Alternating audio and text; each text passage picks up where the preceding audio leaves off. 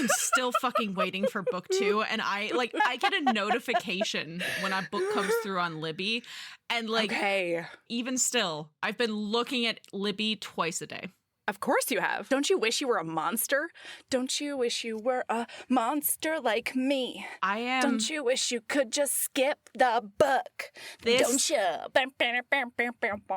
This close don't you? to buying the book. The book will probably come through Libby in the next 48 hours, and I'm this close to spending $10 on the second book about people I don't know anything about. Okay, don't be that kind of monster. I'm Melody Carlisle. And I'm Sabrina Bradley. And this is Heaving Bosoms.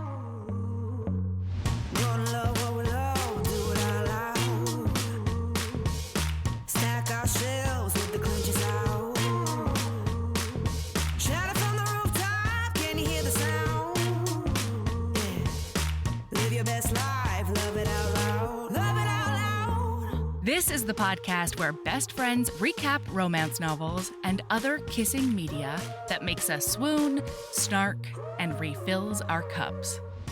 Whether you've read the book or are coming in blind, we'll lay bare every delicious scene and revel in the tropes and subgenres that make romance amazing. All right, listener, strap in and strap on. Headphones are highly recommended.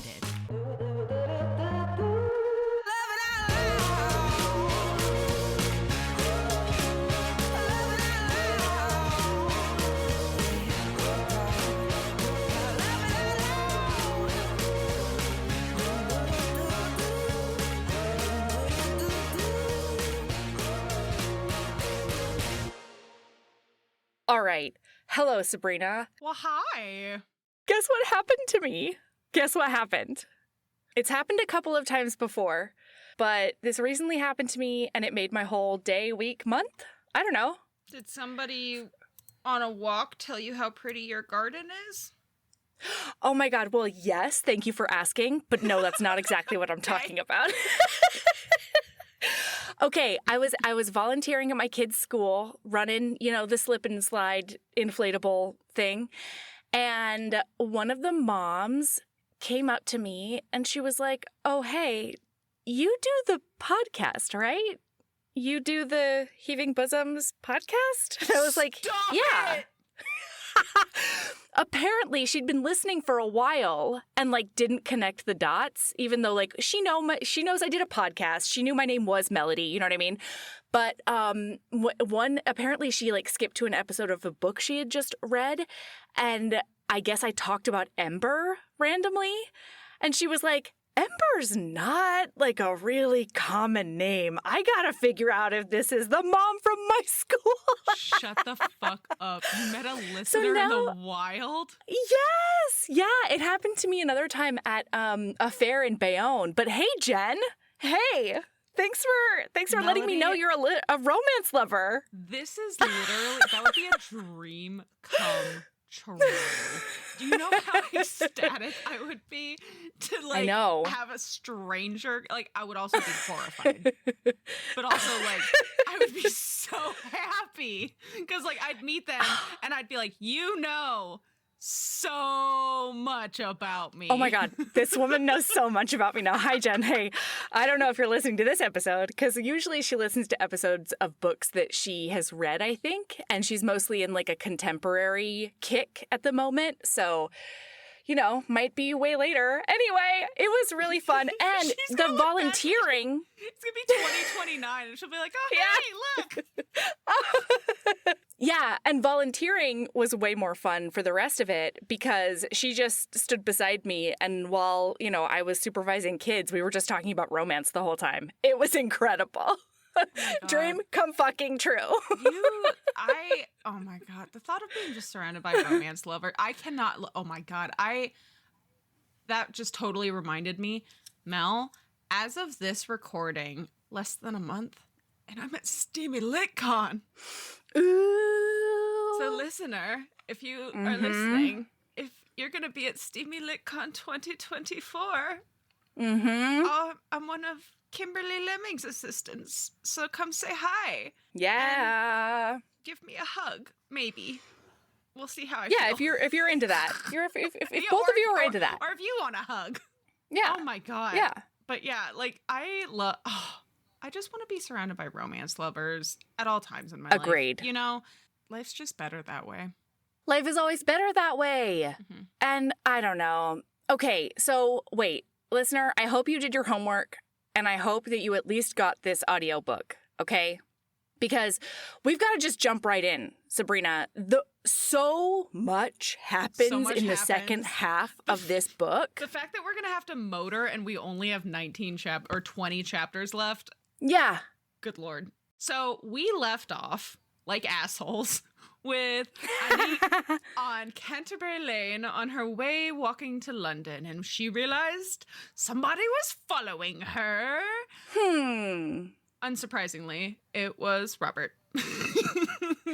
Robert, who is gray, who she does not know there's a connection because nobody ever described to her exactly what he looks like, and he won't let her touch him. Also, of note, he did fully just steal a horse from somebody that he knows. For He's sure. like, this is my horse now.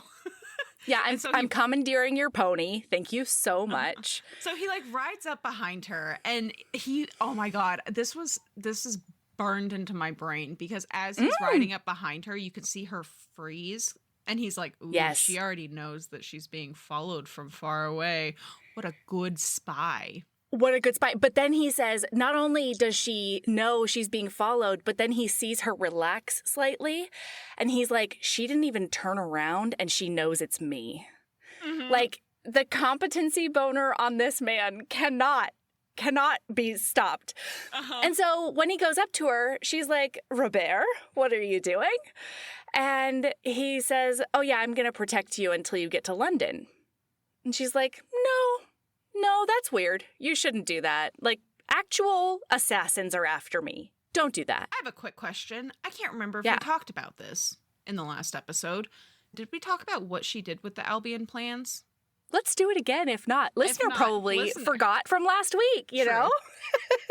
So before he gets up to her, she's just meandering and contemplating the Albion plans because when she got them, Vauban had her read them, memorize them, and then burn them. So they are gone. It is her. She is the Albion plan.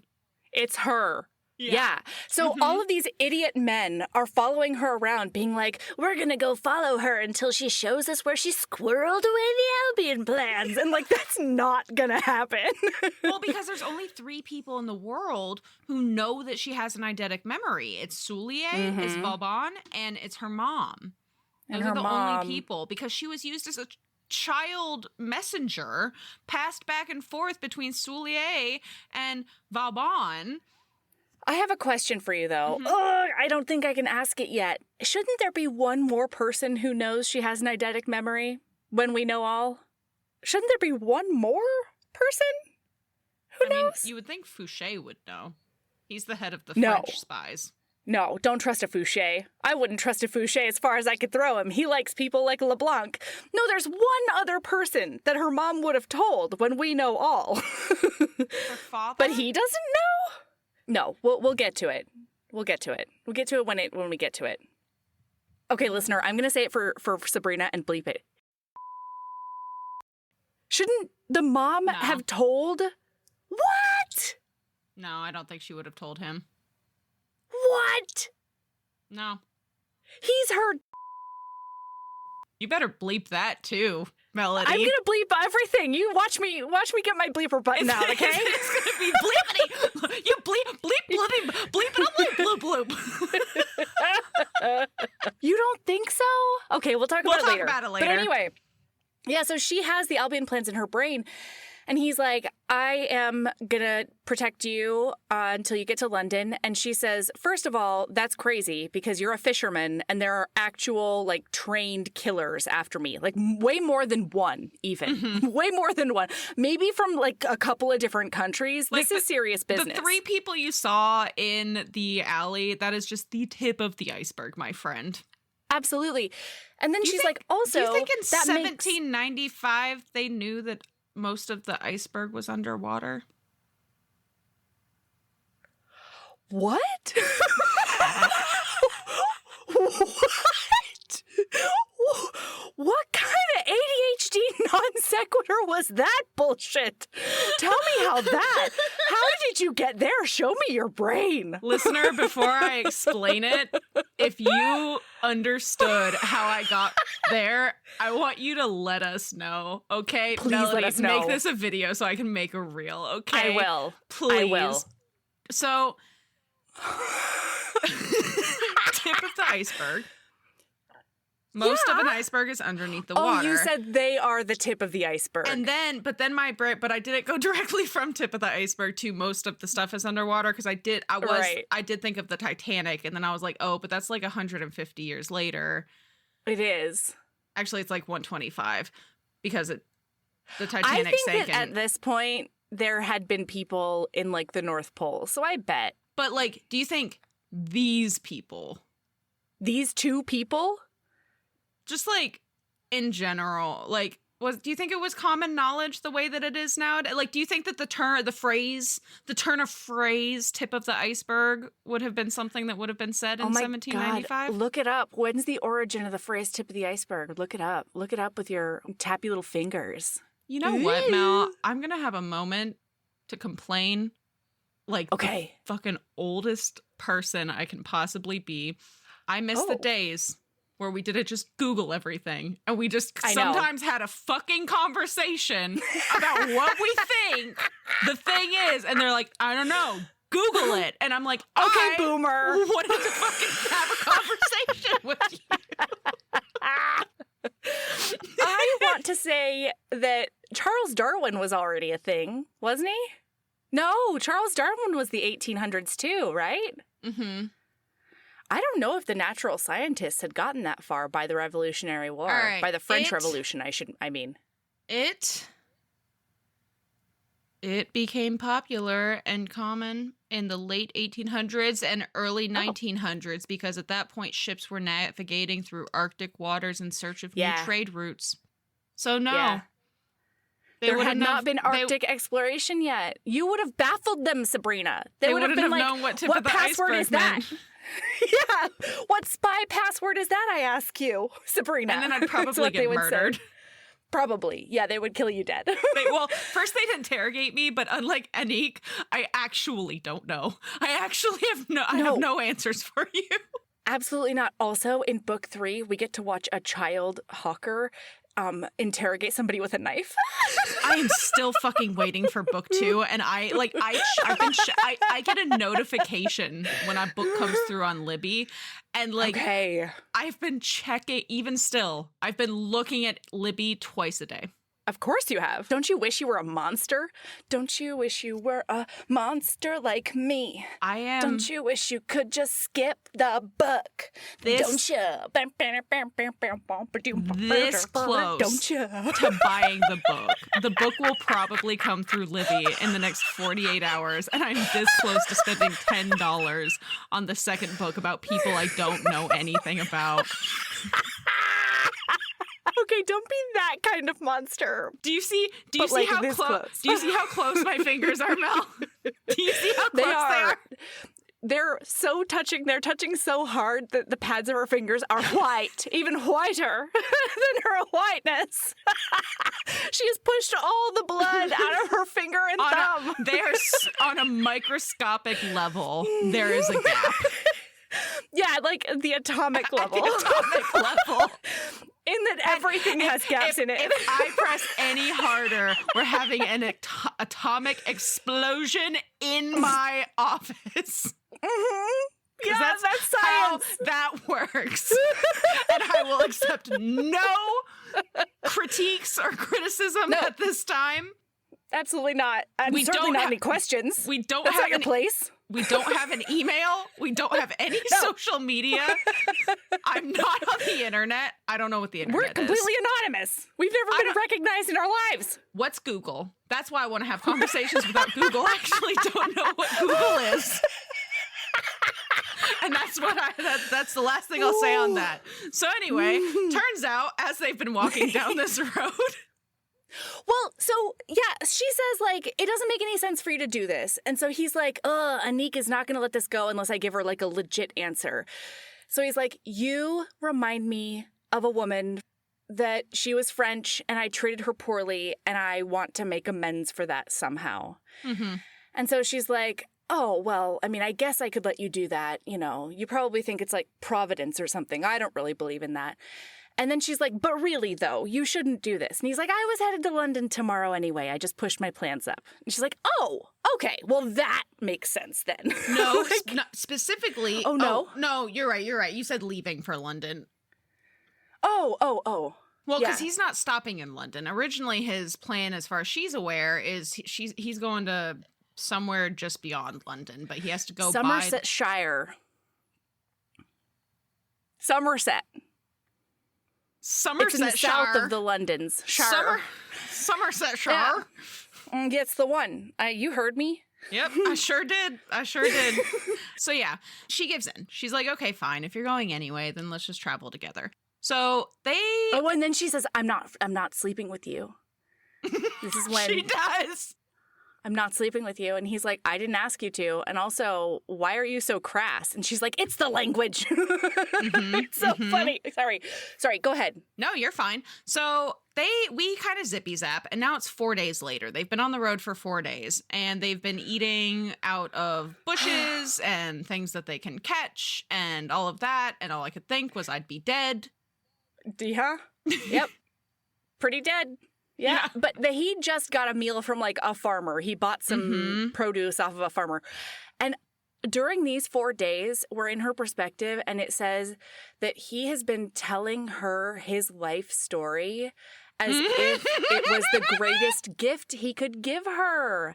And she's like, and with my memory, Robert will be with me forever. Because in these 4 days, y'all, she's fallen a little bit in love with Robert to the point that she's really conflicted because she loved Gray. Like, she just fell in love with Gray. How can she love this other man? What kind of person is she? And she tells him, because she says, when we get to London tomorrow, you got to go. You don't have to protect me anymore. And he says, I need you to go. Yeah.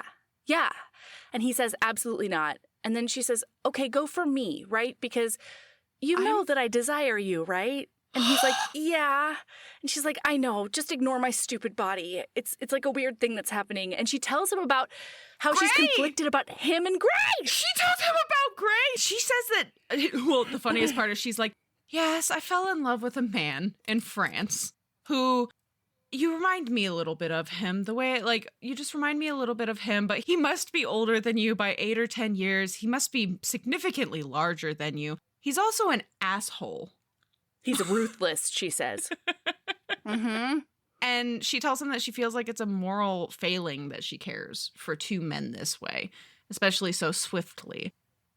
Then, before the conversation can continue, bang, bang! Oh, my God. Gunshots. An assassin comes out of the fucking brush. A bad assassin. Yeah. I mean, it's dark, and those weapons are so old. It's like a musket situation, you know? Yeah, it's one of those situations where I'm more afraid if you're aiming at me, I'm more concerned about the person next to me than I am for myself. Or the one shooting it. Or the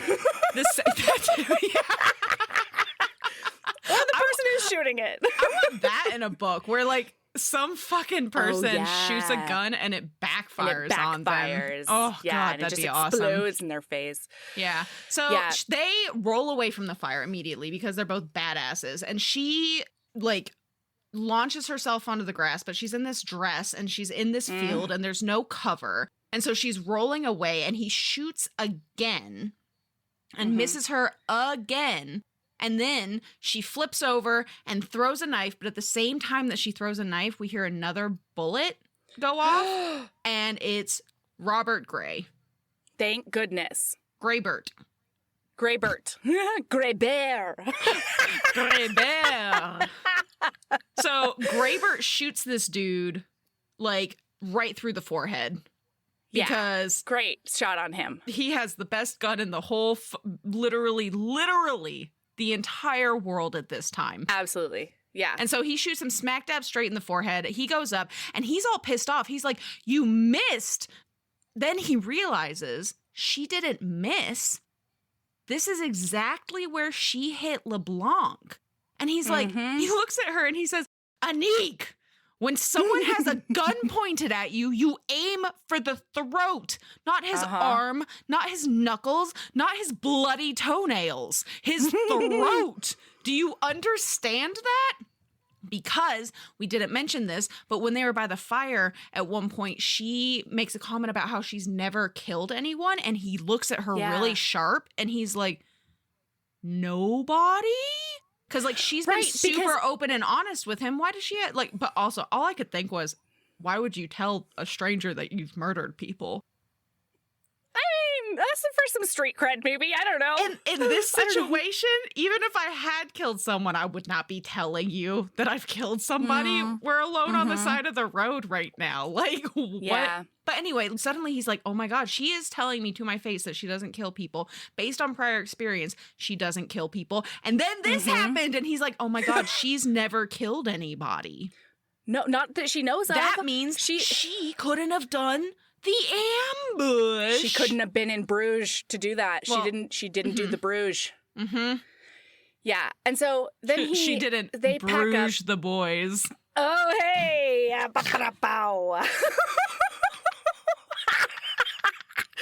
Oh my God. That was so fucking, that's the stupidest thing I've ever said.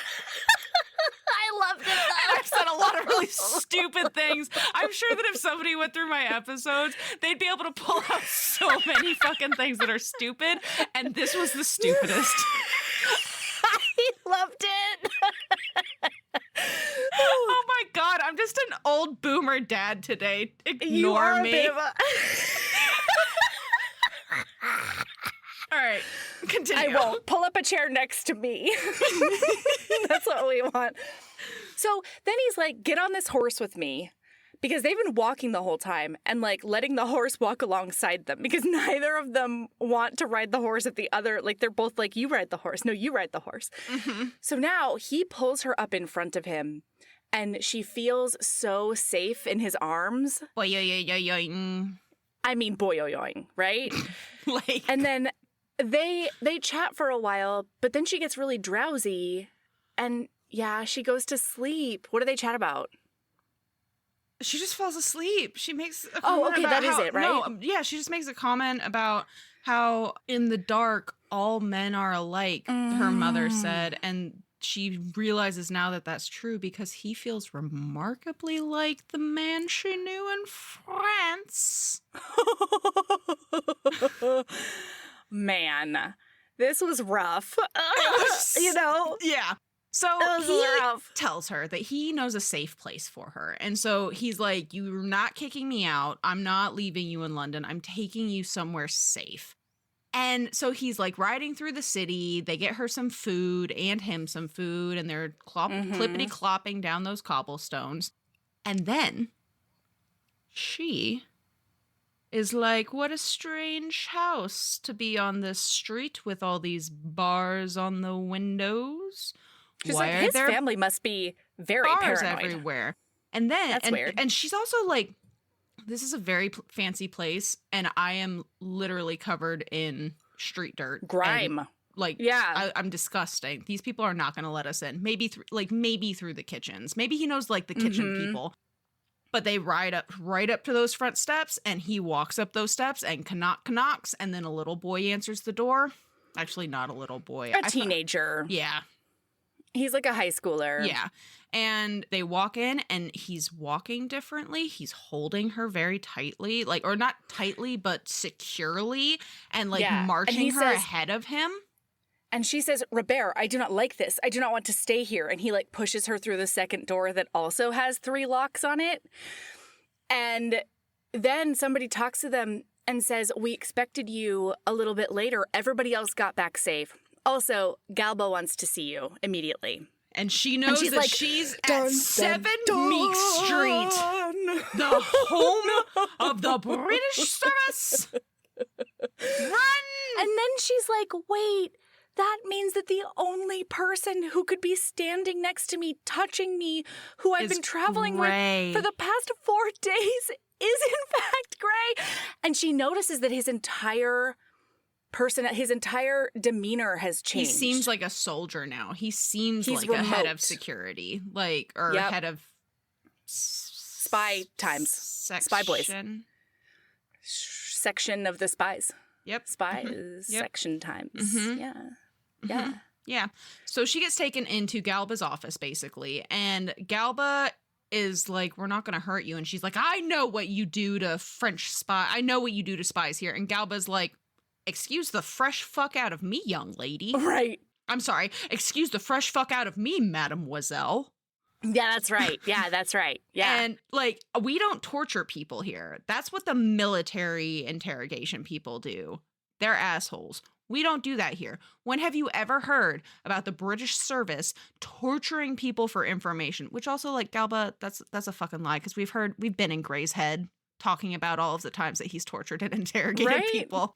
So, like just not women, just or not like at just 7 Meek Street, teenagers. Yeah, not at 7 Meek Street, maybe. But it's okay but if a person gets tortured in a forest, were they really tortured? Kind of situation. Exactly. No, I didn't hear it. You know.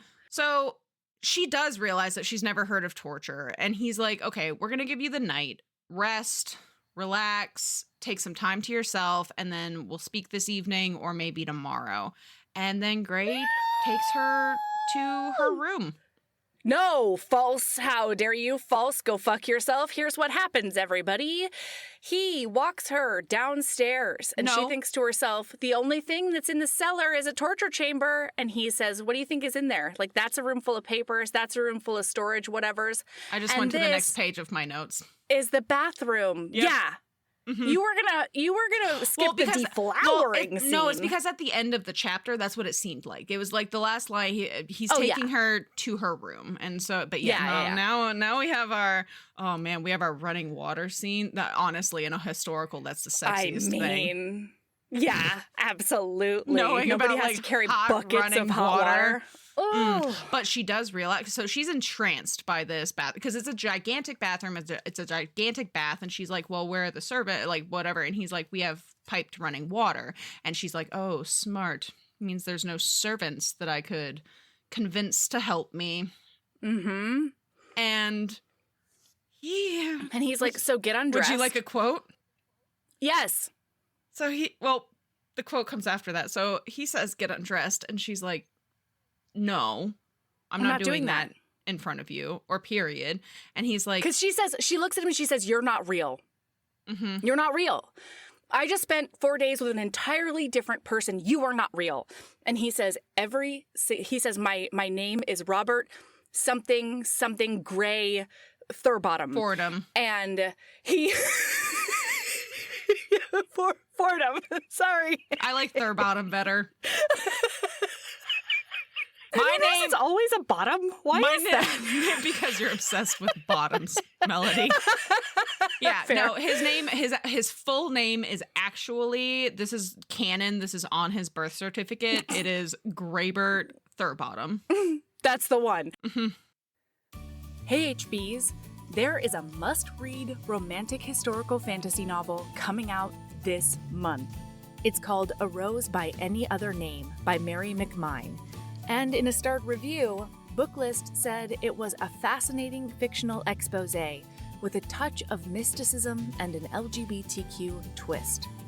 From the author of the Book of Gothel comes the lush, magical story behind Shakespeare's sonnets, as told by one of his most famous subjects, the incendiary and mysterious Dark Lady. Here's the description. England, 1591. Rose Ruchet's passion for life runs deep. She loves mead and music, meddles with astrology, and laughs at her mother's warnings to guard her reputation. When Rose's father dies and a noble accuses her and her dear friend Cecily of witchcraft, they flee to the household of respected alchemists in London. But as their bond deepens, their sanctuary begins to feel more like a cage. To escape, they turn to the occult. secretly casting charms and selling astrological advice in the hopes of building a life together. This thriving underground business leads Rose to fair young noble Henry and playwright Will Shakespeare. And so begins a brief, tempestuous, and powerful romance, one filled with secret longings and deep betrayals. In this world of dazzling masks and decadent feasts, where the stars decide futures, Rose will write her own fate instead. In a starred review, Publishers Weekly said, "There's a delightfully impish heroine, a tempestuous erotic connection. Rose's secret romantic devotion to Cecily forms the central love story, but her sensual enthusiasm for and emotional resonance with Will also shines." Y'all, I cannot wait to dig into this sapphic Shakespeare Times audiobook. And I can neither confirm nor deny that Patreon might get a quickie on this one. The book comes out in all formats on July 16th, 2024, so go get your pre-order on through the link in our show notes. Okay, bye! And so he says every single thing I told you in those 4 days was true. Every single thing about my mother and my brother and the aunt who lives with me in my ancestral home and the horses that we rode in Somerset, and like all the things you know about me are me. They're just the me that existed before I entered the military or the service. And so she's like, okay, well, swoon, ? Hard. And then he's like, get undressed. And so he starts helping her get undressed. And she says, why are you doing this? Why? And he says, taking your clothes off? Desperation. Madness. If you take a good look at me, you'll see I'm about to break apart. Sir, I need you. And then she says, Robert didn't want me all those 4 days. And he's like, how dare you? Yes, he did. He was about to go mad with wanting you. I'm Robert, so I know. I was 9/10 mad the whole way here. And then he makes a comment about how he's dreamed of undressing her like this. And then I can't. He picks her up and he settles her in the tub. And for her, it's this confusing mix of both Gray and Robert. It's Graybert. Graybert. And then he starts to take off his coat. He takes off his coat and then he takes off his shirt and he comes over because he's going to wash her hair. Wait, no. He comes over and then he says, close your eyes. And she goes, what? And then he dunks water on her head. He just dumps a bunch of water on her head. Yes, that's what accurate. Happens. But before, it's hilarious to me. Before she's getting over there, it just made me smile because while she's watching him, she's thinking to herself, would it feel like two men making love to her? Gray and Robert? She was completely daunted by this situation. She decided to spend a long time in that bathtub thinking it over. And I was like, that's a mood, girl. That's right. Yeah, you're right. He does. He just starts watering her head like a little flower. He washes her and everything smells amazing. And he keeps talking. He's just talking to her through the whole thing. And then he says, hold your breath. And she does. And then he straight up just takes her by the head and shoves her under the water. And she comes up sputtering, but when he brings her back up from the water, he kisses her, and now they're kissing. And now they're kissing, and then he disrobes, But then he says into her mouth, I want you so damn much. It hasn't stopped, not for a minute, since I saw you in LeBlanc's cellar. For days, I've thought of nothing but stripping you naked. I'm 9/10 mad with it. Oh my God. So then he gets undressed and she's like, what are you doing? And he's like, I think it would be pretty obvious. I'm going to get in the bath with you. She's like, well, but if we won't fit, we certainly won't fit. And then she says, it's really wrong to do this when I'm your prisoner. And he says, oh, is that how you're going to talk yourself out of it? Because you can get out right now. You can scream. And there are at least 4 men in this house who will fight me to the death to protect you. Galba's not going to allow it. Hawker already wants to burn the world down for you, his sister.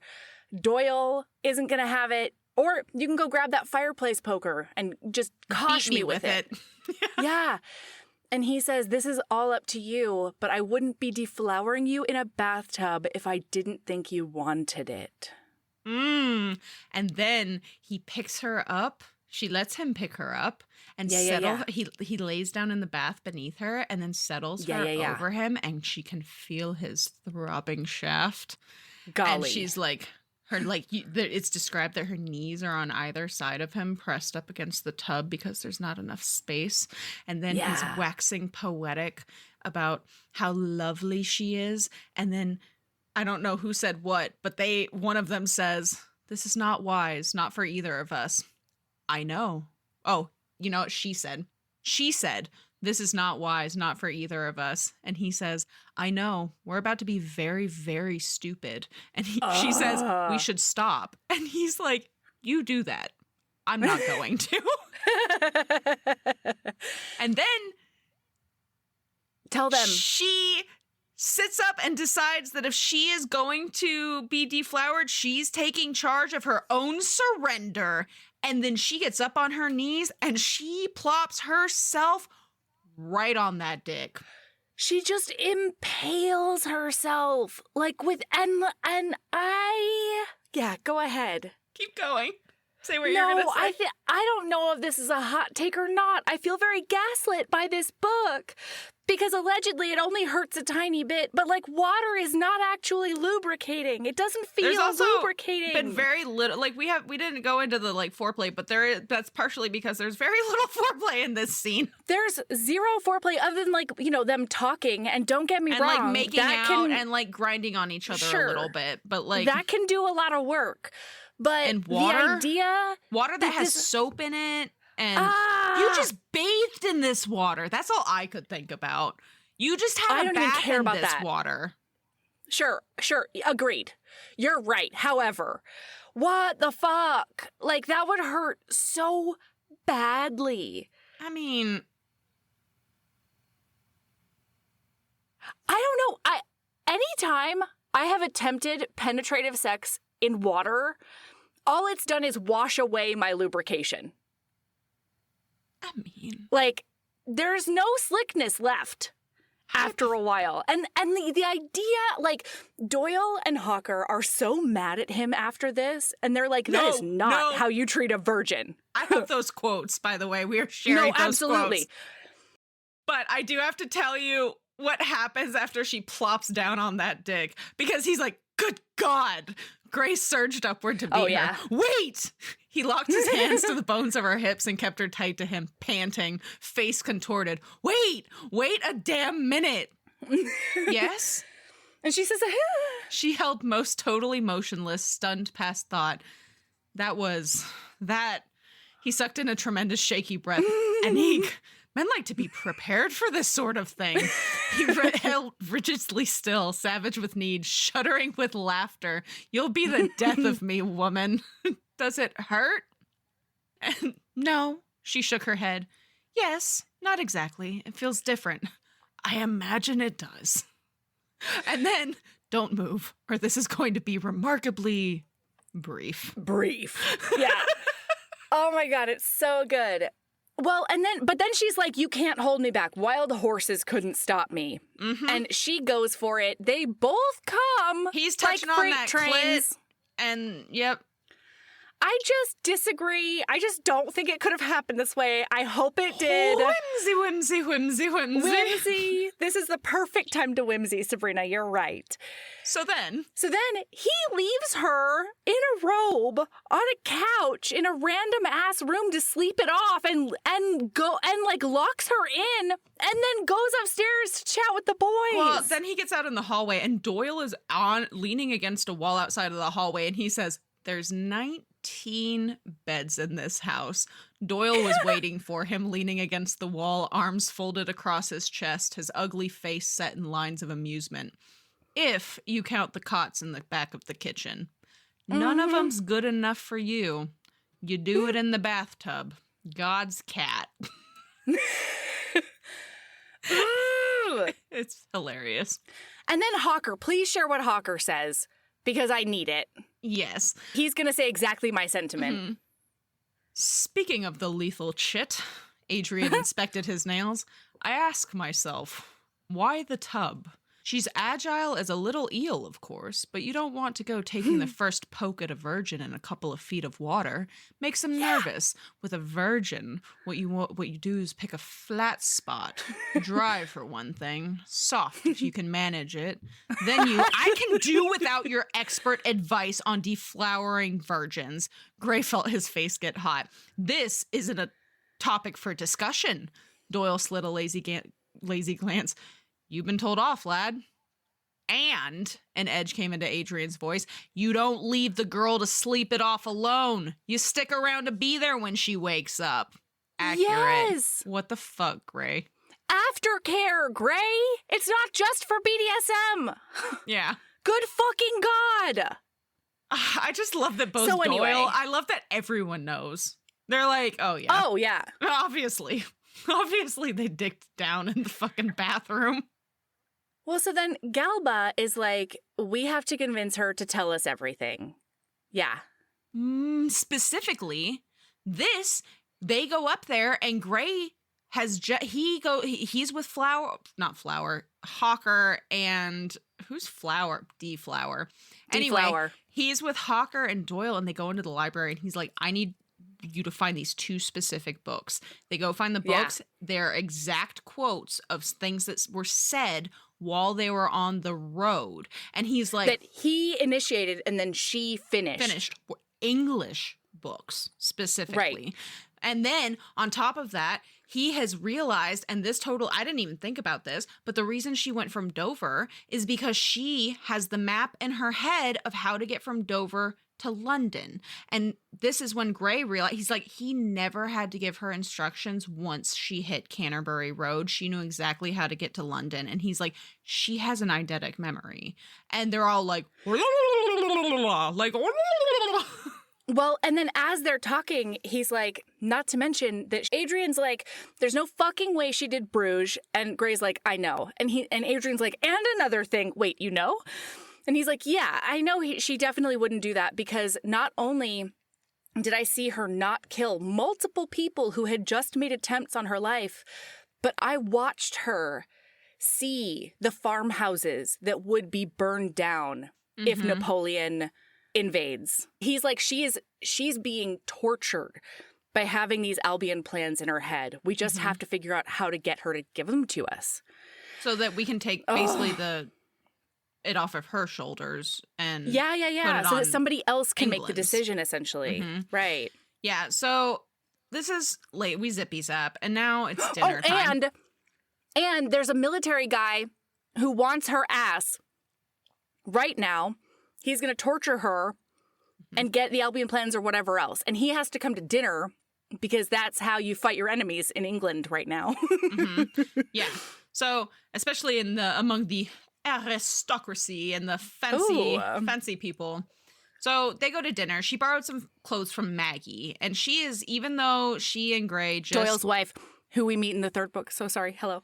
She is still convinced, even though she and Gray just made sweet, sweet bathtub love, that they're going to interrogate and torture her. So she's like, why are they giving me these nice clothes? So they go to dinner, and on the way, she's like, I hate that I love you, and I am going to go find myself a rom boy, and I'm going to fuck him until I don't feel like this anymore. Yeah. And then he's like, but you're going to sleep in my bed tonight. And she's like, yeah, I'll sleep in your bed tonight.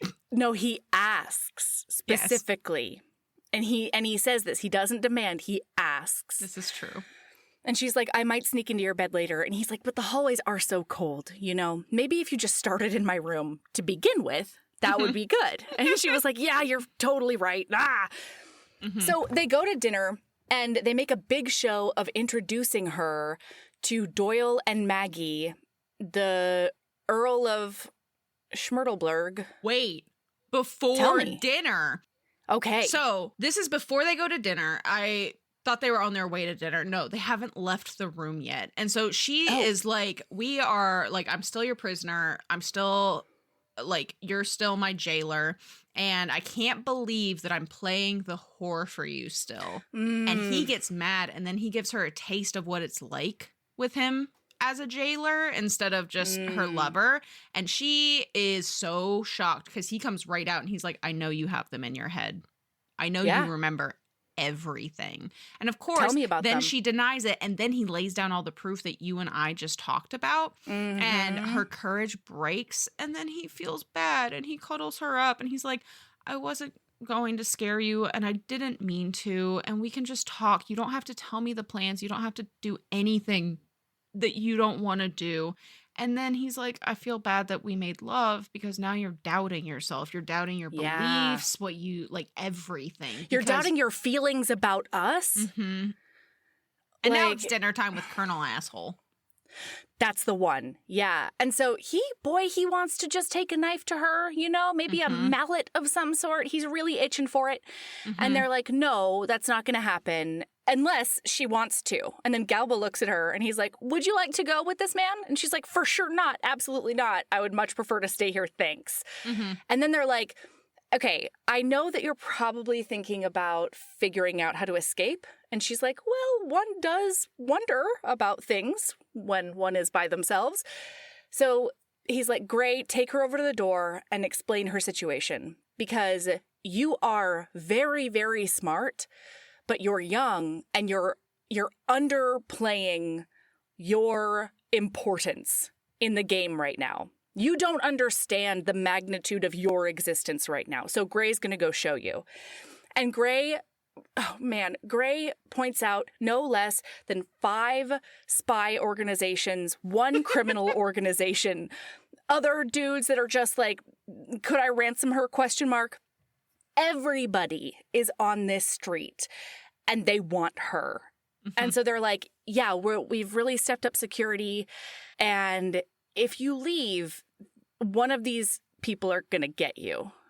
And then she's like, okay, well, you've scared me enough. And the colonel finally leaves. Boy, is he mad. And she sits down and Galba's like, do you want to chat now or do you need more time? And she's like, no, let's chat now. And they're like, yeah, but you haven't, like, they notice that she hasn't eaten anything or drunk anything. They don't notice until she says. There are cues. Like, they watch her. Oh, maybe it's from her perspective. It's from her perspective that she's not eating or drinking anything. Yeah, you're right. Like at dinner, she's pretending to eat. She talks about pushing her vegetables around her plate, and I thought maybe that was Gray's perspective, but no, it's not. So Galba, they're all sitting in the sitting room, and Galba makes a comment about how he's horrified. He's like, we're going to have this conversation another time because the thought of sitting here while you're sitting there terrified, I can't do it. Galba says the thought of talking to a woman of your caliber in this state is untenable. I can't even imagine it. And she's like, I'm not going to get less scared. It's just not going to happen. And I'm not going to betray my country. I am a very, very loyal French woman. Do you have the quote? So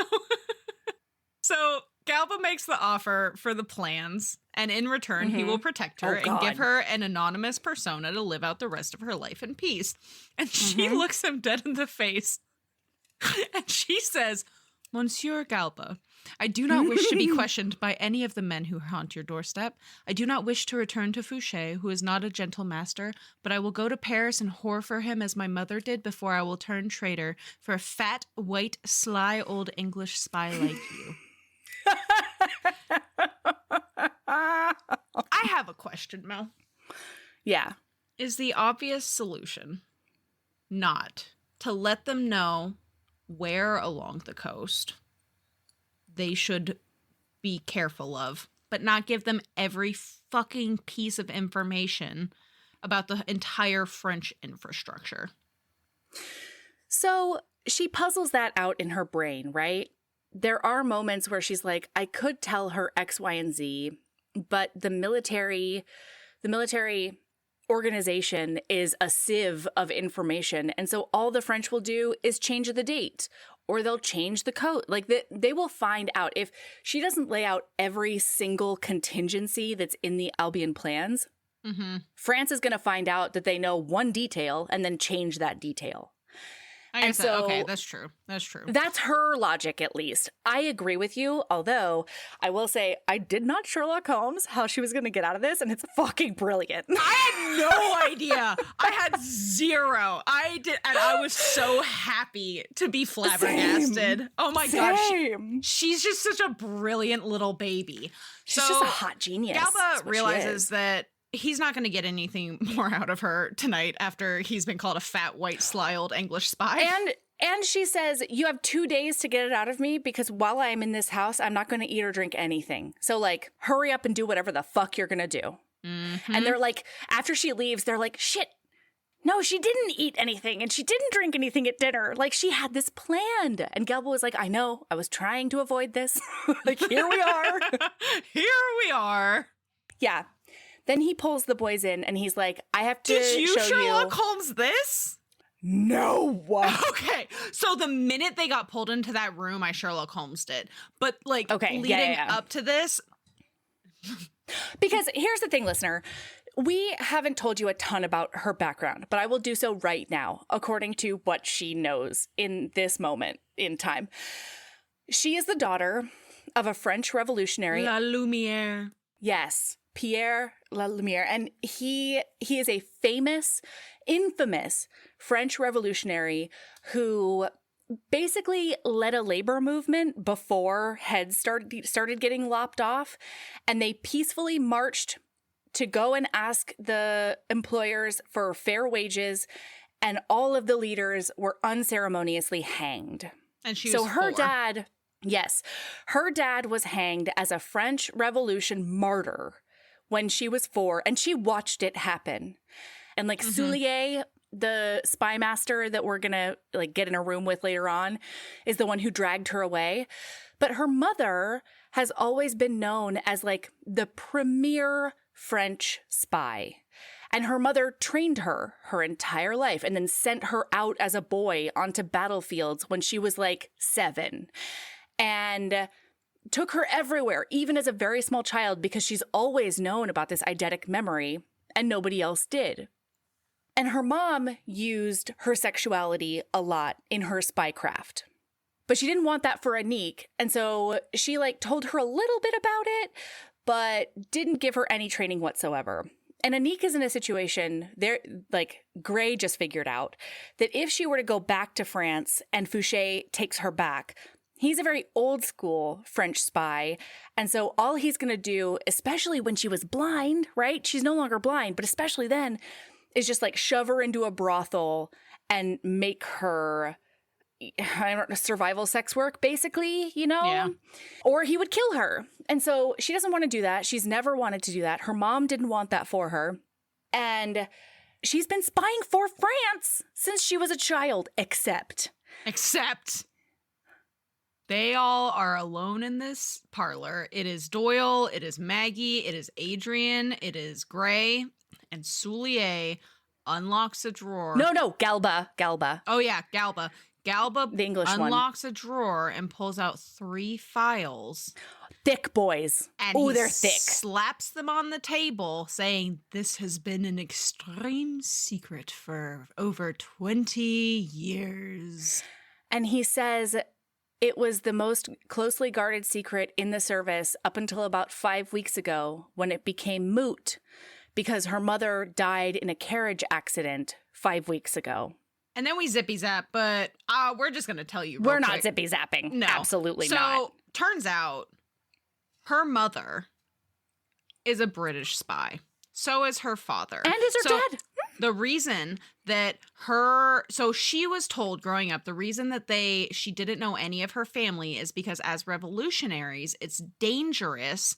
They take the whole family down when they take one of you down. And so basically they're living under, and they're living under aliases and they don't talk to their family, blah, blah, blah. But actually what it is both of her parents, Jean-Pierre La Lumière and her mother, whatever the fuck her name was, I have no idea. Lucille. Well, they're actually the Joneses. Lucille Villiers. That's the one. Mm-hmm. They're actually the Joneses from Wales. They're Welsh. Yeah.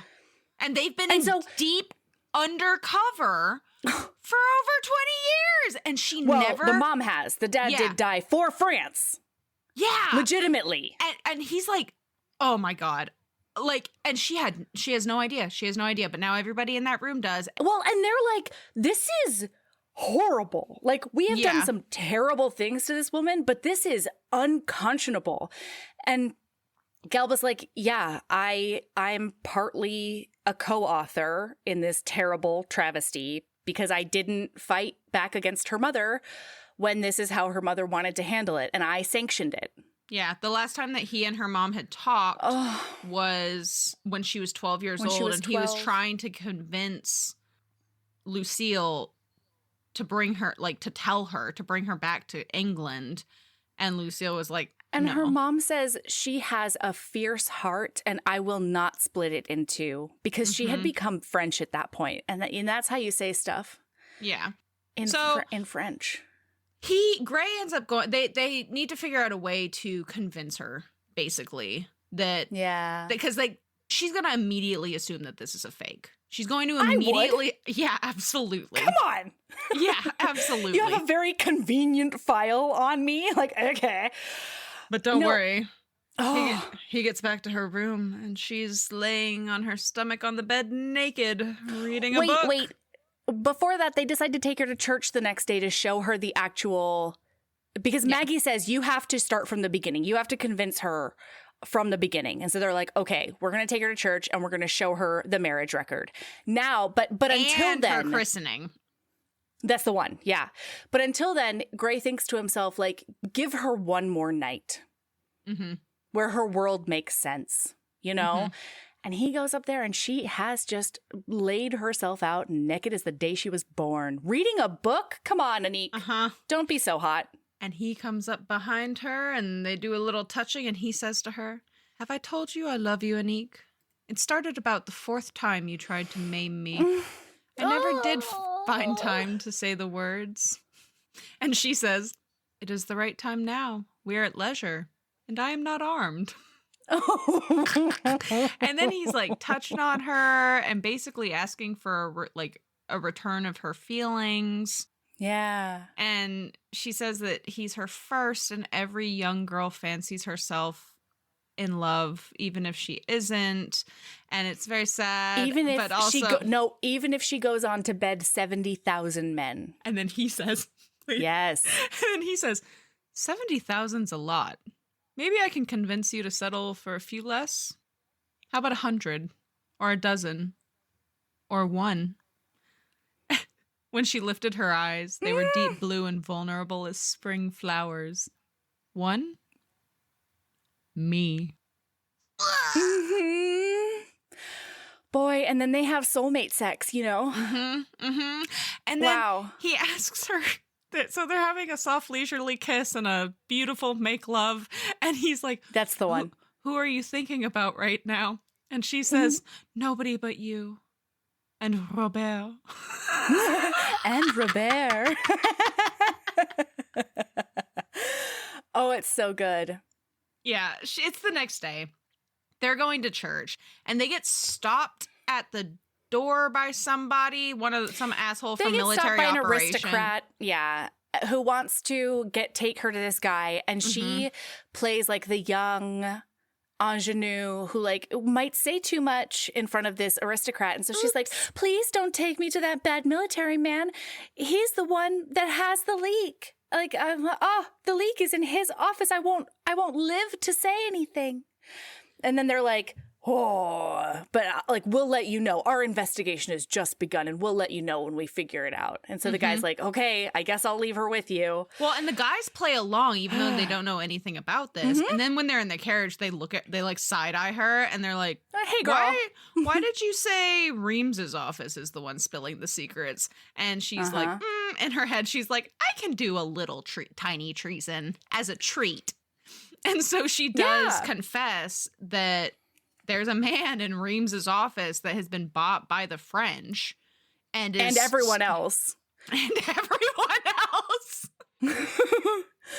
And it's Rams's brother-in-law. So in one fell swoop, they have not only gained useful intelligence for the hires up, but they can now find the proof that will just like seal Rams's fate. And he can't be a horrible dickbag anymore to anyone. Thank goodness. Yeah, so after the service, because they do actually go to church because, that's where they kept records at that time. Right. And so they go to this after the service, the priest shows her the marriage certificate, or not the marriage certificate, they don't have certificate, like the marriage record, and then also the record of her christening. Did you notice, did you clock that when they were sitting down, she was like, Hawker's in the back and Gray's by a door or whatever. And I guess I'm just going to sit here and I'll sit next to Galba and play his granddaughter. Nope, because I did not catch that. But the minute you started. Her. So she has accepted that those aren't forgeries. They can't be forgeries because the ink is dry and the paper's old. And so on their way back to the house. And now she's spinning. She's like, who's Welsh? Nobody's Welsh. I may as well be a lobster. This doesn't make any sense. And Galba's like, I'm Welsh. And she's like, well, yeah, but you're English too. Like, come on. And then she starts thinking to herself, like, holy fuck, that means A, I'm not a bastard. And B, I thought my dad was like Basque or something, because now she remembers hearing her mom and dad speaking a language that she's never heard again. And it's Welsh. And it's Welsh. Mm-hmm. Oh, no. And so when they get back to the study, Gray shows her all three of the files, and she realizes that, so what has happened here is everything she had ever sent her mother sent to Galba. She sees I'm going to cry. I'm sorry. I'm already a little bit emotional because I'm in the middle of this Widow and the Orc and it's very angsty. But all three times I read this whole section, and like when she talks to him about it, I like could not keep it together. But she sees the letters in her file that she sent to her mom, and she recognizes like her 12-year-old handwriting. Mm-hmm. And her world is just crashing down on her. She's having this mega identity crisis. Mm-hmm. And she was so close to her mom. Like they had this relationship that she thought was unbreakable, and it was. But she just can't fathom that her mom was lying to her for literally her entire life. Mm-hmm. Oh, my God. Yeah. And so then Gray says... She's crying. Yeah. And Gray says, we have to tell you one more thing. And he grabs her by the face and he says, so your mom's maiden name was Griffin, remember? And she was like, Griffith. And she was like, yeah, sure. And then he says, Galba's name, his last name is Griffith. Because he's Anson Griffith. Yeah, Galba is your mother's father. Galba is your grandfather. And I think she's really, regretting that fat shaming that she did. You know what I mean? I mean, she's made a couple of comments like in the coach. She's like, maybe I should have called him fat. Really what he is just square and takes up a lot of space. Like, I feel kind of like a dick looking back, Yeah. Oh my God. So then Galba's like, take her away and like let her calm down, like just let her be with you, because he sees the bond that she and Gray have already. Mm-hmm. I mean, so go ahead. Literally everybody can see the bond that she and Gray has. Like, literally everybody. It's cosmic. Okay. Yeah. So she is in the room alone with Gray and these files. And he's kind of keeping his distance and giving her space, but also there for her if she needs him. And she saw then what was in his eyes. He would have rolled England up by the corners and moved it to Greenland if that would have helped. He would have done that for her. Like, she knows how much he cares. And she goes from sad. She's throwing China. Now it's happening. Now this happens. Well, no, because she says, I want to destroy these papers. Like, I'm going to destroy this entire file. And he's like, great, let's do it. I'll get the matches. And I thought that's when she says like he would destroy all of England. It happened for me. before that, but it doesn't. Sorry. Yeah. Order doesn't matter. This whole scene. Yeah. Sure. So she like throws the files across the room. She shreds her own file. and just rips everything to pieces. She breaks some really expensive dishes, and she's like, I hope those cost a lot. And he's like, they did. They really did. Yep, they sure really did. She reads, oh my God, you get snippets of these letters that she wrote to her mom. And it's like, on one hand, it's like, you know, the number of cannons and blah, blah, blah. And then the next one is like, I started feeding a dog. And then, she says, Chère maman, I really want to visit if we can. And then another letter says, another letter says, I have shoes now. There was an altercation with the dogs that eat the dead on the battlefield, but I came out victorious with those shoes. And she's like 11. You know, like you're seeing what this poor child went through. And she's now realizing, God, crying. Like I could not handle it being betrayed like that, especially by a mother figure. Like I can't. Oh. So she also in this scene reiterates just how proud she was to be her father's daughter. Yeah. Like, my father was a great man. And she and Gray discuss how her life would have been different if he had lived. Because her biggest thing is, why did my mother never tell me? And Gray's like, your father probably would have. But what would have happened is instead of you having doing what you did, you would have been sent to a boarding school in Bath when you were young. Yeah, and then you would have grown up in England. English lady. But two things about this really struck me, right? When they're going through the dad's history, she says, like, the thing I can't believe is that, like, school children know my dad's name because he is such a figure in the revolution. And my dad didn't do that for spying on England. Like, he did it for the men that he was marching with because he loved France. And he says, he was a person who could love two countries at once. And, like, he saw what was right and what was wrong. And then this is when Gray points out, because she can't see why her mother did what she did. Yeah. Because she's in it. And so Gray points out that her mother lied to her so that she didn't have to live a double role and become like ice like she did. And now Annie understands and why she did it. She also understands just how so very, very alone her mother was. Her mom must have been. Yeah. And then she asks Gray to take her to bed and make her forget all about it. Oh my God, this scene gutted me. Also, of note, this is a happy note. She has a nightmare in bed, and when she wakes up, she remembers that her mother killed every fucker that killed her father. That's and right. I was like, fuck yeah, Lucille. Fuck yeah, you did. So Gray, this is like 2 weeks later, okay? So Gray is out on an errand and she's worried about him, and Galba's trying to distract her. They've been playing chess. He's also started teaching her to play piano because she needs to play catch up because she is an utter failure at the womanly arts. Yeah. And she's like, I don't know why I play this game. And he says, well, Anik, you play because I ask you to. And that's just who you are. And then she's like, I always lose. Yeah, Grandpère, I think that you're just being cruel because you know I'm bad at this game. And he's like, why can't we play cards? And he's like, well, because sometimes you would win at that, and I don't want to handle. I don't want to do that.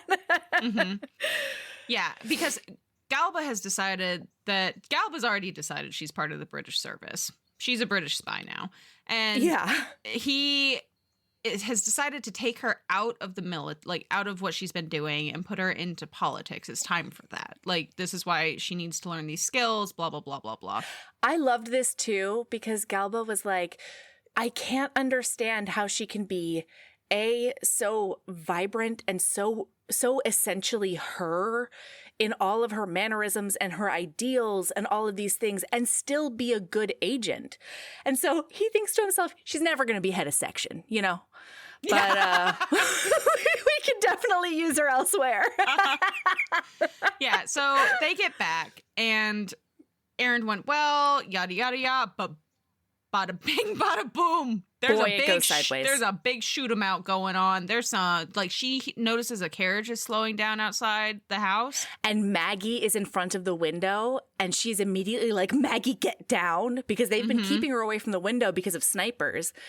And Maggie manages to get down, but like this house, this entire townhouse is getting shot to fuck. Maggie even catches a bullet like across her scalp. There's glass everywhere. It's a nightmare. The bullets just keep coming until finally Galba, Giles, and Maggie are put into a safe room, aka just a room in the middle of the house. Yeah. Because it's 1795. And Gray leaves her to protect them. Gray goes out, shoots back at them. They leave. He comes up to the door and he's like, "Don't shoot. It's me." And then he comes inside, and it was beautiful because he doesn't treat her like a civilian. He comes up and cradles her little face, and he's like, "Are you hurt?" And she's like, "Not terribly." And he's like, "Okay, good." And then just leaves and goes to work on some other stuff. And then like takes care of the rest of the shit. And she's like, "Oh my God, he treated me like an agent. That's so hot. That's exactly what I am." He left me to guard the head of the entire British service with just a knife because that's how badass he knows I am. And the people who sent those guys was LeBlanc, unsurprisingly. Yeah. So later that night. And yes, they're in bed. They're cuddling in says, bed. "I can protect you if you just tell me what's going on with LeBlanc." And she's like, "No, I'm still not going to do that." And this entire time, she's thinking goodbye. about they only have an hour or two left in her. Like, she's thinking that in her head. And then he tells her a little story about if he had seen, like, if they had met in a different life, he would have met her at a May Day celebration and danced with her and made love to her on the forest floor and would fall head over heels in love with her. And he's like, "In this fantasy, would you stay or would you go?" And she's like, "I'd rather just go back to dancing. Can we just go back to that part of the story? Can we talk about that?" And then he goes, "I mean, the forest floor sex is pretty good though, right? Don't you think? That's a pretty good part of this story." It was so cute. And then she thinks to herself, says, "I love you." What she says to him. Yeah. Please tell me. "I will tell you a truth, Gray. What I have for you is love deep to my heart. Only love could hurt this much. I wanted you to know that. You're saying goodbye to me again. I wish you'd stop that. I'm not going to let LeBlanc get to you." And then they just snuggle up and lay in bed. She waits until he goes to sleep when his breathing changes for a while. Bad bitch. This was bananas. This escape was bananas. In so many different ways. She walks out in just her shoes, right? Yeah, she's fully naked. She's only wearing her shoes. And she's carrying the rest of her clothes. No, she's not even carrying. She's carrying her shoes right now. She's not even wearing her shoes. She's not even wearing her fucking shoes. They would make too much noise. Yep. So she figures out a way to get back into the room that got all shut up because she saw only has 15 minutes to do this whole thing. Oh yeah, because she knows Gray's going to wake up and like reach for her. So. And so she goes back into the room that was mostly shot up because she remembers seeing a shotgun blast against one particular bar more than once. Multiple times. Yeah. And so she goes and she's like, "That's my best chance. I'm going to lever that bar out now that it's loose. Snicky little girl." And then she's going to octopus her way out of there. And so she does. Specifically throws her clothes to the floor on the ground outside, and then throws her shoes outside, and then butt ass naked squeezes through this grill on the window, like bleeding.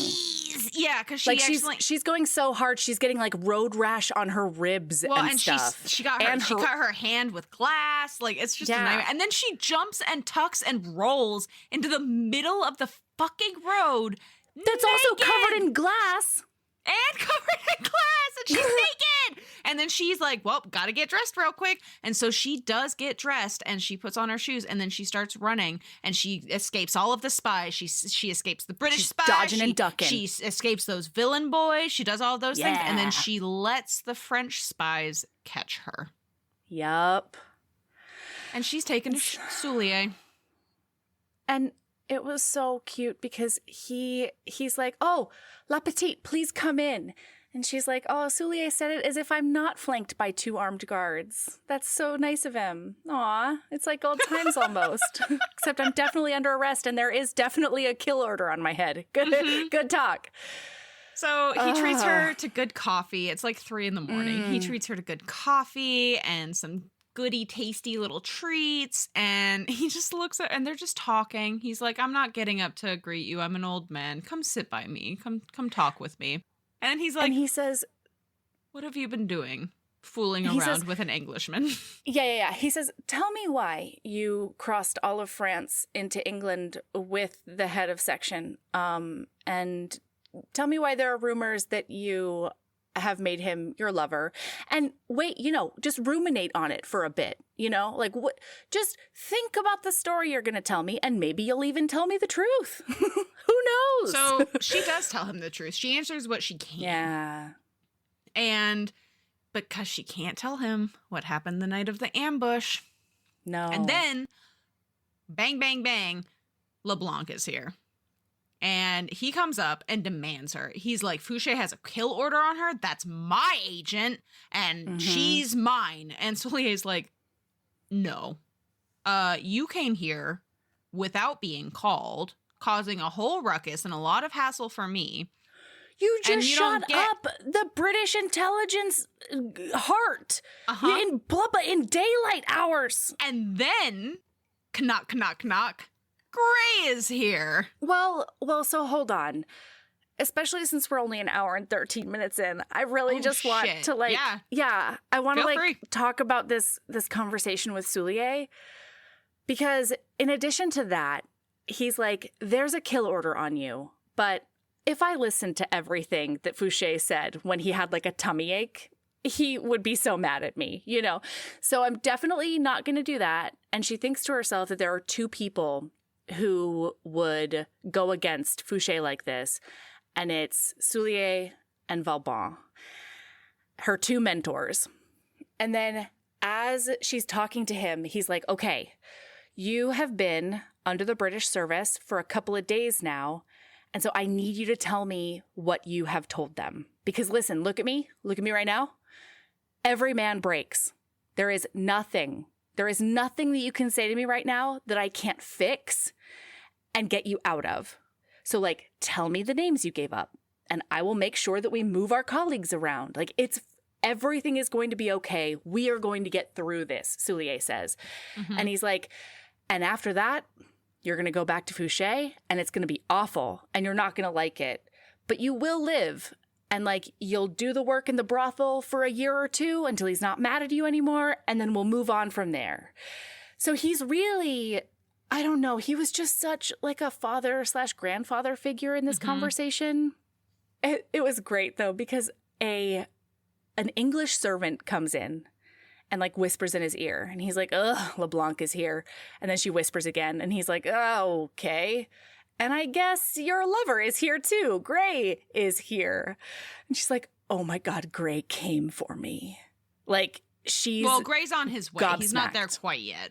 Oh, sure. Yeah. He's chasing LeBlanc. Because that's who they assume she got taken by.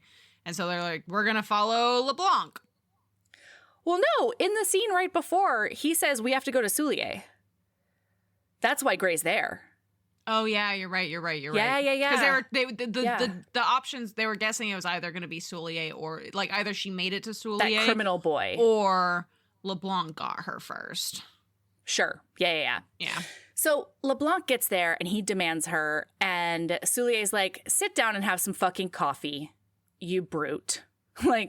Maybe tell me what's going on. And one thing that I don't think we've made super clear for listener, is that according to her, she and LeBlanc are at an impasse because she can't tell them what she was doing in Bruges because she has to protect Valbon.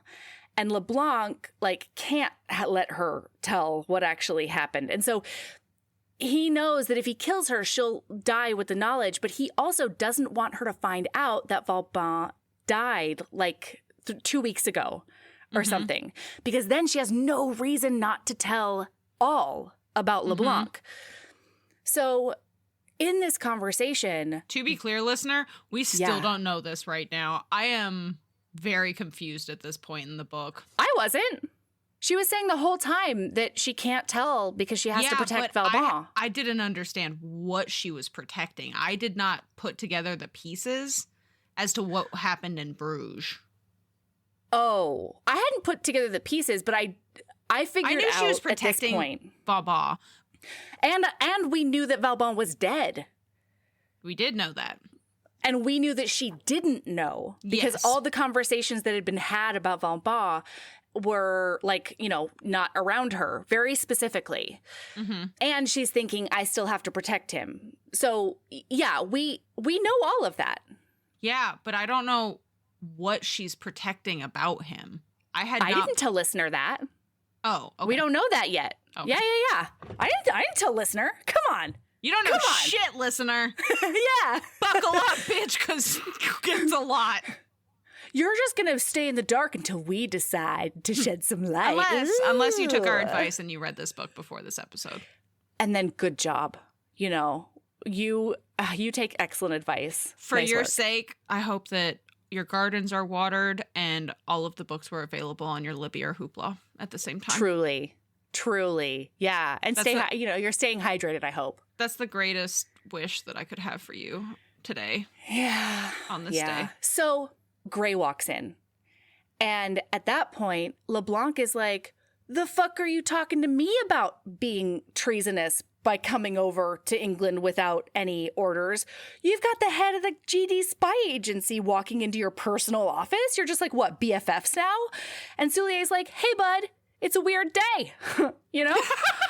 Like, Gray and I have known each other by face and by reputation for years, and now we're just gonna have a little chitty chat to each other's faces because you made it weird. Back off, LeBlanc. Yeah. Back off, dude. And so Gray walks over to her and he picks her up by her lapels and he lays a kiss on her. But more importantly, while he's kissing her, he slips her a knife. And at first she's like, this is the most romantic thing that anyone has ever done for me. Yeah. But also, I'm a little concerned that he's slipping me a knife. What the fuck is about to happen? Yeah, what's going on? Exactly. Mm-hmm. So as they're talking, Soulier tells Gray, like, you can leave her with me. She's with her people now. And you can rest assured she's going to be okay. I'm not going to fulfill the death order. And Gray is fighting him. And Soulier is like, hey, I really need you to get this because there are 3 people in her life that would protect her to the death. 2 of those people are dead, her mom and Valbon. I am the last one standing, and I take it very seriously. And then she goes, Valbon is dead?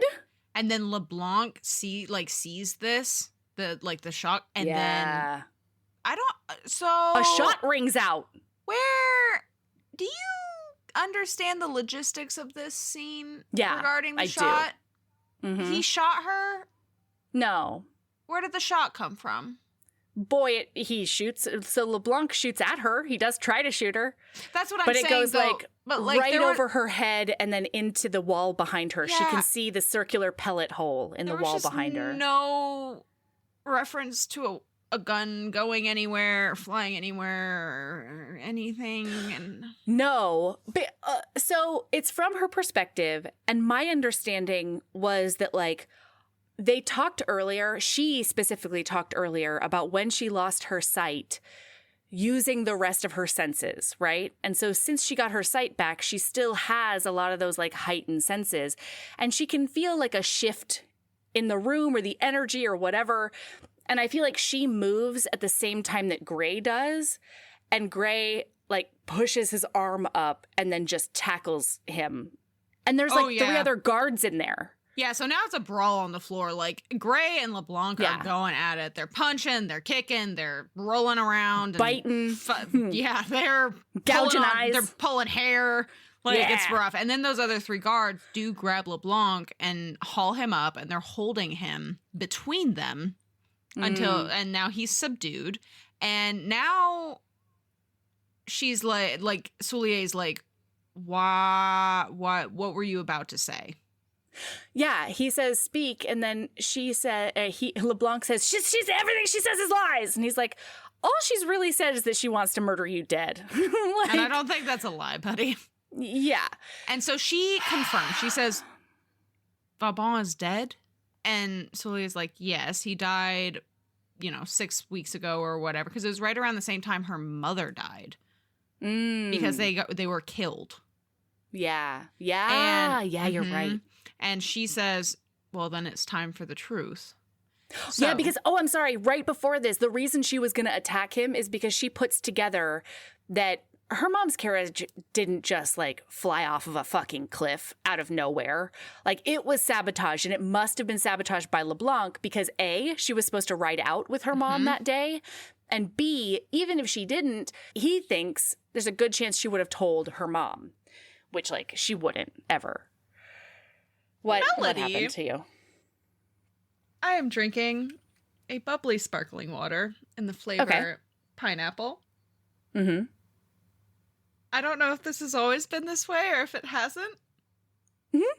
Actually, you know what? This is my lady love. I'll tell you about it later. Okay. The look on your face, like the delighted surprise on your face was very fun. Oh, my cheeks hurt. So then she's like, all right, if I don't have to protect Vauban anymore, now I can tell all. So apparently she says Vauban is the one who stole the Albion plans.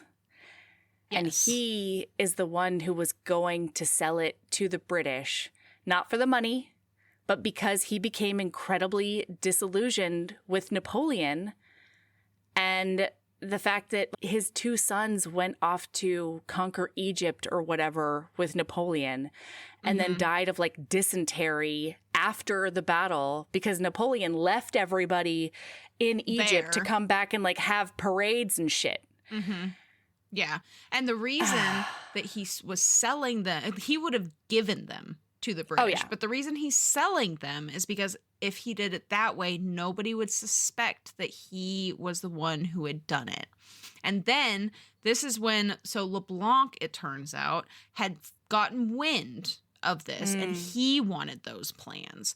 And so he did kill those British soldiers and spies who were coming to buy the plans. And steal the gold that they were going to give to Vauban. And so he killed them, stole the gold, showed up at the place that Vauban and Anique were and demanded the plans. And Vauban was basically like, get fucked, dude. I don't have we're not giving you the plans. I don't have them. Like, fuck you. You'll never get them. But now Vauban and Anique know what LeBlanc was doing. And so they had to die. Well, and more than that even, she makes it very clear because Soulier is like, if you are working under orders from Vauban, then like, we can protect you from this. And she was like, I wasn't, like, he didn't tell me about any of this. He planned this all by himself. And I was just there to do my normal, like, I'm going to tell you when the British show up. And like, I'm juggling in the town square and, figuring out where everybody's staying and everything. Well, and specifically Vauban did not tell her what to do with the plans. He just gave them to her. But she was coming to England with them because she knew that that was what he would want. And she was still on the fence. She was still like, do I give them to the English and like give away so many military and strategic secrets that like thousands of Frenchmen could be killed for decades to come? Or do I come and give it to Soulier and protect French citizens, but then watch England burn? Yeah. So then Soulier, this classy motherfucker, God love is him. like, take him away. Because he believes her. He's like, take LeBlanc away. Put him, I don't know where to put him. I don't keep a dungeon in this house or a place of torture in this house. Just go put him somewhere and keep an eye on him. Gray and Anique and I need to speak. And so he leaves and he leans back and he's thinking to himself, Soulier. He closes his eyes. And then he sits up out of nowhere and he's like, LeBlanc stole the plans. LeBlanc stole the plans and took them to the English. And he was here to sell them to England. Mhm. That's why he That's came. why he... And so, and Anique is like, no, we... Oh, my like, God. This is the best, though. Because he's like, you weren't even in Bruges. You were in some other city, like Duluth or whatever. And she was like, that is such a dull town. I am delighted to have been there. And just that phrasing was so fun. Yep. And Soulier's like, we're going to blame it on him. And everyone, he's going to deny. And no one's going to believe him because everybody knows what a shitty little poop head he is. Yeah. And so you're and free. Anique has a witness and like it's a whole thing. And that means that the kill order will be taken off of you and you can go back to Fouché. Yeah. You can go back to yes. You can go back to Fouché and all of that. And go back to your life. And Gray says, no, she leaves with me. Mm-hmm. And he's like, Soulier's like, no. Once again, like if you take her and she becomes a spy who turns, there's literally nowhere on the planet that she would get away from Fouché's kill order. Yeah. Before even that, she looks Soulier dead in the face and she says, Soulier, so the last 2 weeks, yes, I have been meticulously copying the Albin plans for the British service. They have them. They have plans. Everything. Meanwhile, in her head, she's like, Gray, keep it cool. Don't show your fucking face right now. And like, she's like, be a professional. I got to keep Soulier's face on me because Gray obviously knows she hasn't given him the plans. And so she's like, this is how they're explaining away Gray being there that night. Correct. Because he's there to be like, I have the plans, bro. Mm-hmm. What are you going to do about it? This is important enough for 3 a.m. And Soulier is like, fuck, this is the one thing that I can't save you from. I can't save you from mass traitorness. Right. You're going to die. And Gray's like, well, we'll take her. And he's like, no, she'll die either way. Like, this is no. And then Gray says, she's ours. She's always been ours. And this is when Soulier looks at Gray and goes, so she's not the only foolish one. I thought it was just a silly little girl with her first infatuation, but you love her too. Yeah. And he's like, no. Yep. Well, so like he admits to Soulier that like, yes, he has big feelings for her, but he's like, no, her mother was ours. And this like breaks Soulier's brain because he's known her mom for like 30 years. He was her lover at a couple of different points. Like he was a little in love with her too. Yes. And so he's like, wait, he looks at Anique and he says, all that time when you were a child, you were a double agent. And just by the look on her face, he's like, she can't lie to him about that. And then Soulier's like, but wait. And Gray's like, yep, so was La Lumiere. And Soulier's like, fuck, nobody can find that out. We can don't ever say that in this house. That can never leave your mouth again because he is one of the most important He's a figurehead. Figures in French history that would implode the country from the inside out. You can't do that. And then he's like, well, the kill order's off, Anique. You're free. And she's like, what? Which is like wild to me. Why wouldn't this make her extra super dead? And like, I know that the reason from the book is like, we don't kill each other's operatives. The reason is he's not telling Fouché. Or he's going to tell Fouché, but like, he's not. The reason the kill order was there is so that she wouldn't spill more secrets. But guess what? She has no secrets to spill because her mom already spilled all of them. So, like, there's no point in killing her.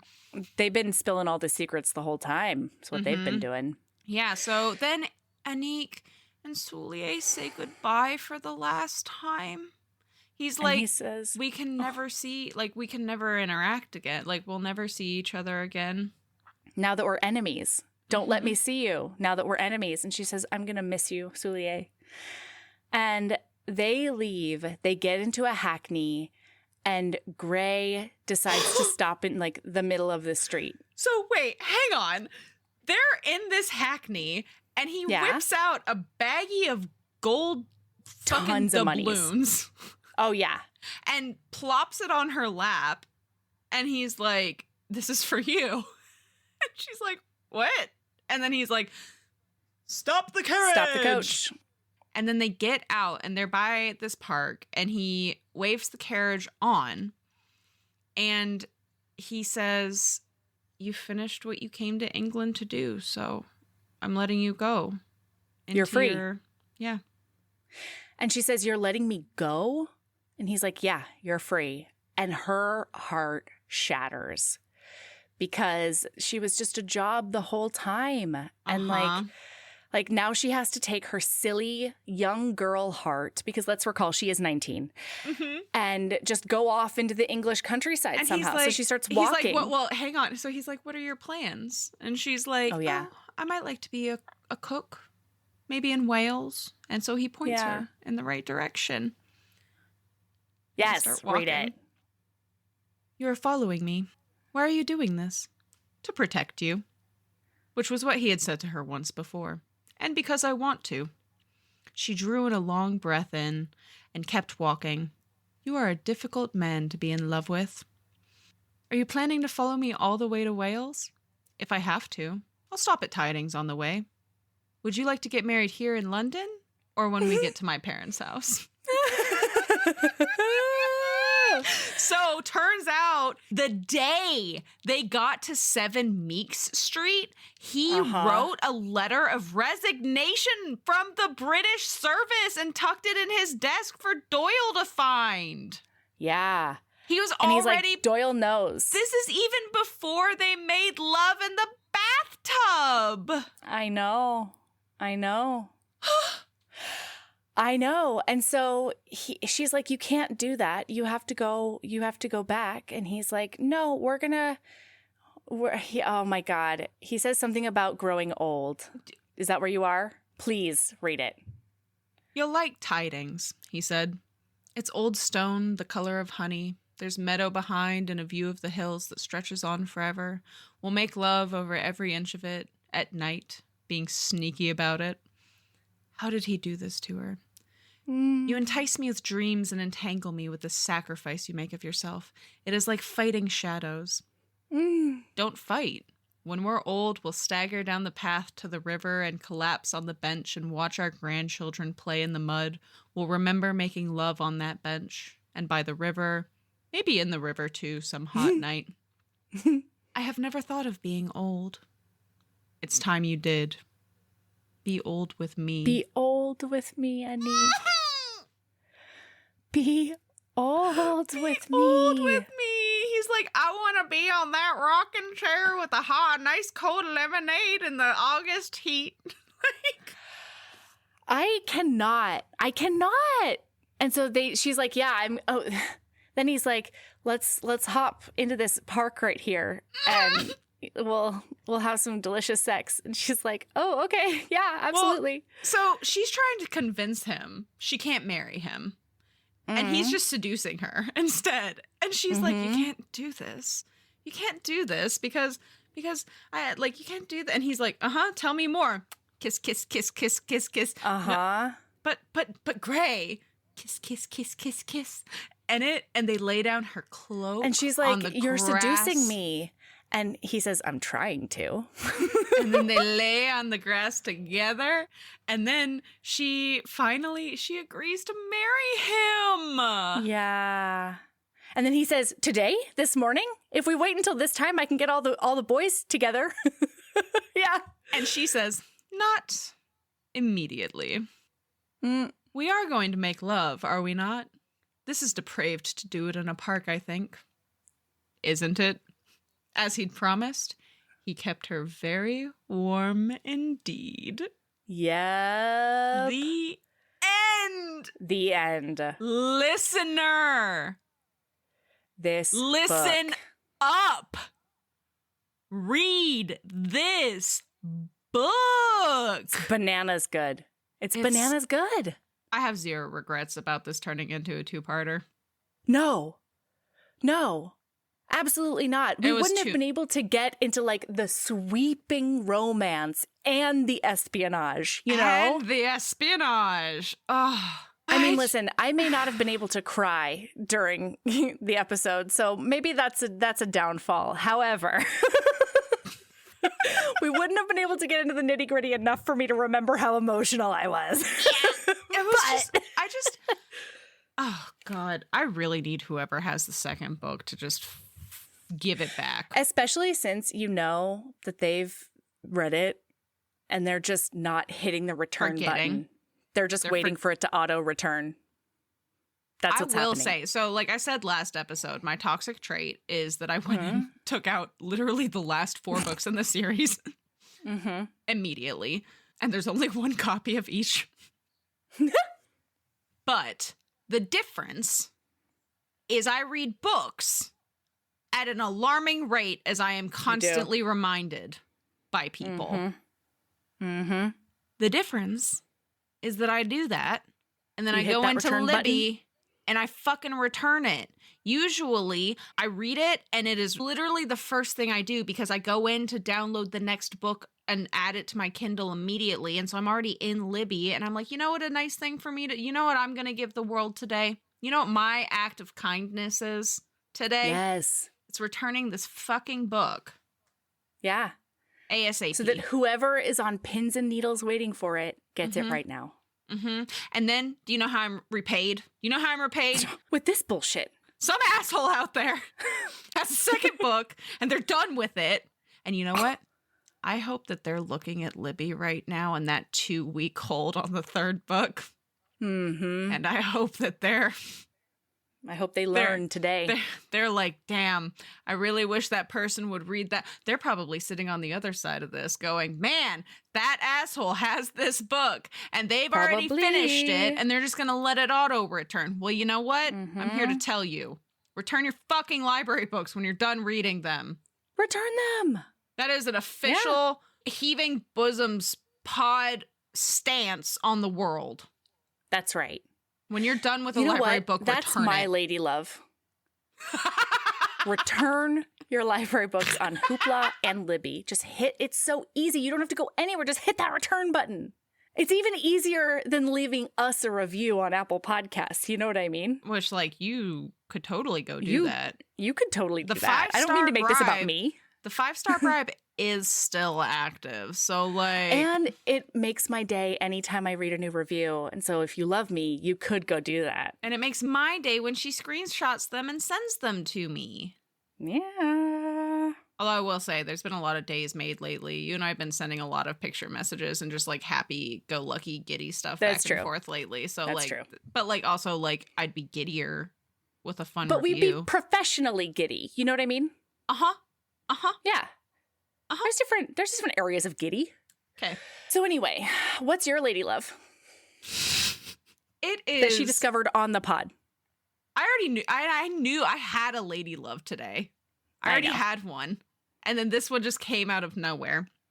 So I drink a lot of flavored seltzers. Okay, Pineapple Bubbly is my favorite by far, but I'll have to take a picture sometime. Right now, it's the only flavor in my fridge, but usually, and part of that's because I'm like kind of preparing to move. Like, it's not right here, but it's close enough that I'm not stockpile hoarding things like I usually do. I usually have at least 5 different flavors of seltzer in my fridge at a time because I like it's like it's what I drink. If it's not a Monster in the morning or like a Coke for lunch or like a coffee or something like that or a tea. I drink a lot of tea, but it's seltzer. I don't drink caffeine, especially now after I've started some new medication. I don't drink caffeine past like 11 a.m. Well, recently I noticed that Bubbly's tab on their cans changed. And I guess my lady love, if I'm going to make it a little broader, is... So I've always called them happies, right? Like little things that make you smile. They're happies. Or like a little present. It's a happy. Like things like that. And just really embrace those happies and just let it make you giddy, right? And notice the little things, because I looked down at my Bubbly And the tab, I don't know if it'll, it says, Hi, you. Hi, you. And That's adorable. I've been drinking this new tab, because this is a new tab. It used to be a silver tab, and then it turned purple, and I just didn't really notice it. And then all of a sudden, I think it's because you were talking, and so I was listening to you, and so I hadn't taken a drink yet, and so I was just kind of but I was planning to take a drink, and so I was just kind of like staring mindlessly at my can while I listened to you for a second, and then all of a sudden I was like, oh, hey. Hi, you. Yeah, the tiny little whimsical novelties. Yeah, just like it's just a little happy. And it made, live on pod, it made my fucking night. That makes me so happy. Mm-hmm. Oh, I love it. Oh, marketing teams, strike again. I know, they're diabolical geniuses. They are. Hi, you. If you're listening, whoever came up with that idea, I love you. You should get a raise. Yeah. Oh, yeah. You deserve a huge raise. Tell them to email us at heavingbosoms@gmail.com.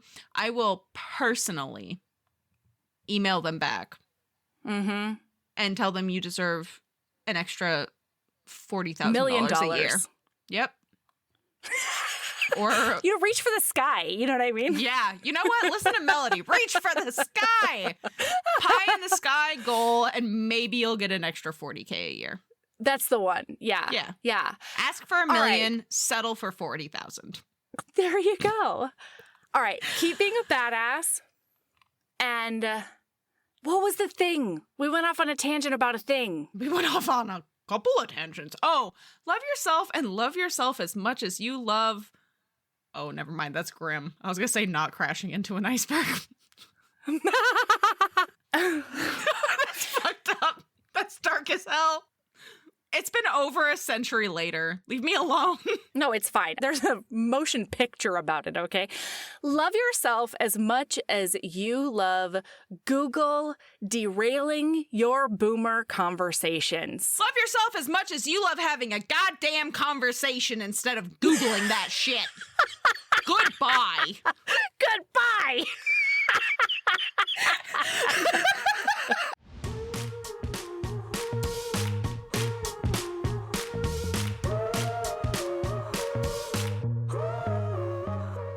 Heaving Bosoms is produced by us, Melody Carlisle and Sabrina Bradley. Editing is done by Melody Carlisle.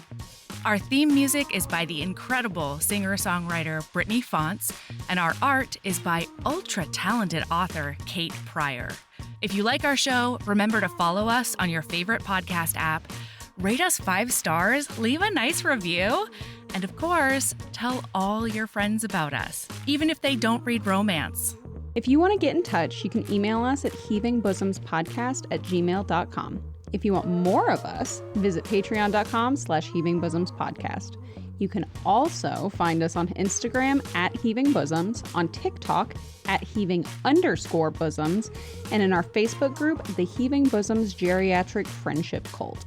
Head over to our website to sign up for our newsletter, get our Reading Embrace printable, and check out my audiobooks at heavingbosoms.com. All right, we'll be back next week with more swoons and snark. See you then.